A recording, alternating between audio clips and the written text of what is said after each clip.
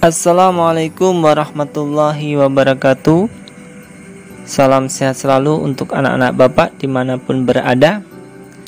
Bapak berharap dan berdoa mudah-mudahan anak-anak Bapak tetap semangat, tetap ceria dalam pembelajaran kita, dan dengan semangat dan cerianya itu akan mempermudah anak-anak untuk menggapai cita-citanya kelak. Pada kesempatan kali ini kita akan membahas tentang sistem peradilan di Indonesia.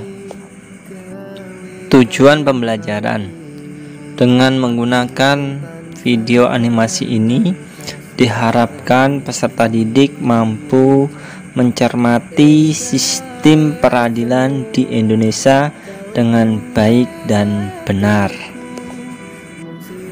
Pada sistem peradilan di negeri kita, di Indonesia, itu ada 6 indikator yang akan kita bahas. Yang pertama, makna dari lembaga peradilan. Yang kedua, dasar hukum lembaga peradilan. Yang ketiga, klasifikasi lembaga peradilan di negeri kita atau di Indonesia. Yang keempat, perangkat lembaga peradilan. Yang kelima, tingkatan lembaga peradilan. Dan yang keenam, peran lembaga peradilan. Kita bahas indikator yang pertama, yaitu lembaga peradilan. Lembaga peradilan dapat dirumuskan bahwa lembaga peradilan nasional sama artinya dengan pengadilan negara, yaitu lembaga yang dibentuk oleh negara sebagai bagian dari otoritas negara di bidang kekuasaan kehakiman dengan sumber hukumnya peraturan perundang-undangan yang berlaku di dalam negara. Pengadilan secara umum mempunyai tugas untuk mengadili perkara menurut hukum dengan tidak membeda-bedakan orang. Dasar hukum lembaga peradilan. Adapun yang menjadi dasar hukum terbentuknya lembaga peradilan nasional adalah sebagai berikut. Yang pertama yaitu Pancasila, terutama sila kelima, keadilan sosial bagi seluruh rakyat Indonesia. Yang kedua itu ada di Undang-Undang Dasar Negara Republik Indonesia tahun 1945 bab ke-9 pasal 24 ayat 2 dan 3 tentang kekuasaan kehakiman dan lain sebagainya itu ya. Nah, yang ketiga, Undang-Undang RI nomor 3 tahun 1997 tentang peradilan anak. Undang-undang berikutnya nomor 31 tahun 1997 tentang peradilan militer. Terus berikutnya ya Undang-Undang nomor 26 tahun 2000 tentang peradilan HAM dan lain sebagainya. Kita bahas indikator yang ketiga yaitu klasifikasi lembaga peradilan di Indonesia. Nah, di Indonesia, lembaga peradilan dibagi menjadi dua, yaitu lembaga peradilan di bawah Mahkamah Agung dan lembaga peradilan Mahkamah Konstitusi. Nah, lembaga peradilan di bawah Mahkamah Agung itu dibagi menjadi beberapa bagian. Salah satunya yaitu peradilan umum, peradilan agama, peradilan militer, dan peradilan tata usaha negara. Jadi ada 4 lembaga peradilan di bawah Mahkamah Agung. Oke, kita bahas satu persatu tentang peradilan di bawah Mahkamah Agung. Yang pertama adalah peradilan umum. Peradilan umum itu sendiri dibagi menjadi dua, yaitu peradilan negeri. Peradilan negeri ini adalah peradilan yang berkedudukan di ibu kota kabupaten atau kota.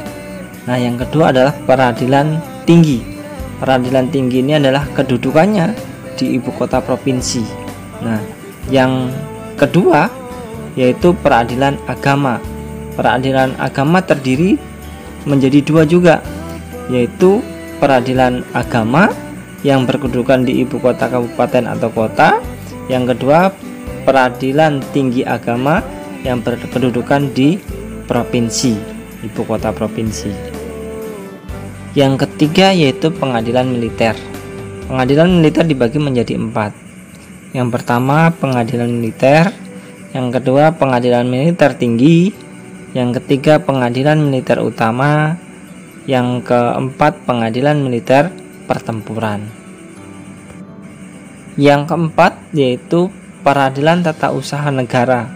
Nah, peradilan tata usaha negara ini terbagi menjadi dua, yaitu pengadilan tata usaha negara yang berkedudukan di ibu kota kabupaten atau kota. Yang kedua adalah pengadilan tinggi tata usaha negara yang berkedudukan di ibu kota provinsi. Klasifikasi yang kedua yaitu Mahkamah Konstitusi. Nah, Mahkamah Konstitusi itu sendiri itu lembaga peradilan yang menangani masalah undang-undang atau masalah-masalah peraturan negara yang berkaitan dengan rakyat atau kelompok rakyat. Dalam pengadilan umum, ya, yang pertama tadi adalah pengadilan negeri, yang pembahasan berikutnya yaitu pengadilan tinggi. Nah, perangkat dalam pengadilan tinggi atau pengadilan tingkat banding, ya, terdiri atas pimpinan, hakim anggota, panetra, dan sekretaris. Perangkat pengadilan yang kedua yaitu pengadilan agama. Perangkat pengadilan agama terdiri dari pimpinan, hakim anggota, panetra, sekretaris, dan jurusita. Berikutnya setelah pengadilan agama ada pengadilan tinggi agama. Pengadilan tinggi agama berkedudukan di kota provinsi yang wilayah hukumnya meliputi wilayah hukum provinsi. Nah, perangkat atau alat kelengkapannya pengadilan tinggi agama ini terdiri atas pimpinan, hakim anggota, panetra, dan sekretaris. Perangkat peradilan berikutnya yaitu peradilan militer. Dalam peradilan militer, ya, dikenal adanya auditorat, yaitu badan di lingkungan TNI yang melakukan kekuasaan pemerintahan negara di bidang penuntutan dan penyidikan berdasarkan pelimpahan dari Panglima TNI. Auditorat terdiri atas Auditorat Militer, Auditorat Militer Tinggi, Auditorat Jenderal, dan Auditorat Militer Pertempuran. Perangkat atau alat kelengkapan peradilan tata usaha negara terdiri atas pemimpin, hakim anggota, panetra, sekretaris, dan jurusita. Perangkat atau alat kelengkapan pengadilan tinggi tata usaha negara terdiri atas pemimpin, hakim anggota, panetra, dan sekretaris. Mahkamah Konstitusi terdiri dari 9 orang hakim konstitusi yang diajukan oleh masing-masing 3 orang oleh DPR, Presiden, dan Mahkamah Agung, dan ditetapkan dengan keputusan Presiden. Semua organisasinya terdiri atas seorang ketua merangkap anggota, seorang wakil ketua merangkap anggota, dan 7 anggota hakim konstitusi. Indikator yang kelima yaitu tingkatan lembaga peradilan. Adapun tingkatan lembaga peradilan adalah sebagai berikut. Yang pertama, pengadilan tingkat pertama.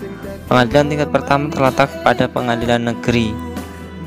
Wewenang peradilan tingkat pertama adalah memeriksa dan memutuskan sesuai dengan ketentuan yang diatur dalam undang-undang, khususnya tentang 2 hal berikut: sah atau tidak sahnya penangkapan, penahanan, penghentian penyidikan atau penghentian tuntutan, ganti kerugian, dan atau rehabilitasi bagi seorang yang perkaranya dihentikan pada tingkat penyidikan atau tuntutan. Pengadilan tingkat kedua. Pengadilan tingkat kedua disebut juga pengadilan tinggi yang dibentuk dengan undang-undang. Daerah pengadilan tinggi pada dasarnya meliputi suatu provinsi. Pengadilan tingkat kedua berfungsi sebagai berikut: menjadi pemimpin bagi pengadilan-pengadilan negeri di daerah hukumnya. 2. Melakukan pengawasan terhadap jalannya peradilan di dalam daerah hukumnya dan menjaga supaya peradilan itu diselesaikan dengan seksama dan wajar. Adapun wewenang peradilan tingkat kedua adalah sebagai berikut. Yang pertama, mengadili perkara yang diputus oleh pengadilan negeri dalam daerah hukum yang dimintakan banding. 2. Berwenang untuk memerintahkan pengiriman berkas-berkas perkara dan surat-surat untuk diteliti dan memberi penilaian tentang kecakapan dan kerajinan hakim. Tingkatan berikutnya yaitu tingkatan kasasi oleh Mahkamah Agung. Dalam hal kasasi, menjadi wewenang Mahkamah Agung adalah membatalkan atau menyatakan tidak sah putusan hakim pengadilan tinggi karena putusan itu sah atau tidak sesuai dengan undang-undang. Hal tersebut dapat terjadi karena alasan tertentu. Indikator keenam yaitu peran lembaga peradilan. Berikut ini peran dari masing-masing lembaga peradilan. Lingkup peradilan umum.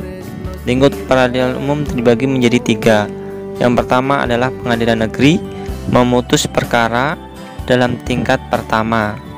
Yang kedua, pengadilan tinggi, yaitu memutus perkara dalam tingkat banding. Yang ketiga, Mahkamah Agung, yaitu memutus perkara dalam tingkat kasasi. Peran yang kedua yaitu di lingkungan peradilan agama. Peradilan agama bertugas dan berwenang memeriksa, memutus, dan menyelesaikan perkara di tingkat pertama antara orang-orang yang beragama Islam di bidang perkawinan, waris, wasiat, hibah, wakaf, zakat, infak, sedekah, dan ekonomi syariah. Peran peradilan berikutnya yaitu peradilan tata usaha negara. Peran peradilan tata usaha negara berperan dalam proses penyelesaian sengketa tata usaha negara. Peran berikutnya yaitu lingkup peradilan militer. Peradilan militer berperan dalam menyelenggarakan proses peradilan dalam lapangan hukum pidana khususnya bagi pihak-pihak militer. Peran berikutnya yaitu peran dari Mahkamah Konstitusi. Peran Mahkamah Konstitusi yang pertama menguji undang-undang terhadap Undang-Undang Dasar 1945, memutus sengketa kewenangan lembaga-lembaga negara yang kewenangannya diberitakan oleh Undang-Undang Dasar 1945. Yang kedua, memutus pembubaran partai politik dan memutus perselisihan tentang hasil pemilu atau pemilihan umum. Demikian sistem peradilan yang sudah Bapak jelaskan secara rinci. Ada 6 indikator tadi yang sudah saya jelaskan, sampai terakhir adalah peran lembaga peradilan. Mudah-mudahan bisa dipahami, dimengerti, dan nanti kalau tidak paham atau kurang mengerti silahkan ditanyakan pada kolom komentar di bawah ini ya. Terima kasih. Salah khilaf Bapak mohon maaf.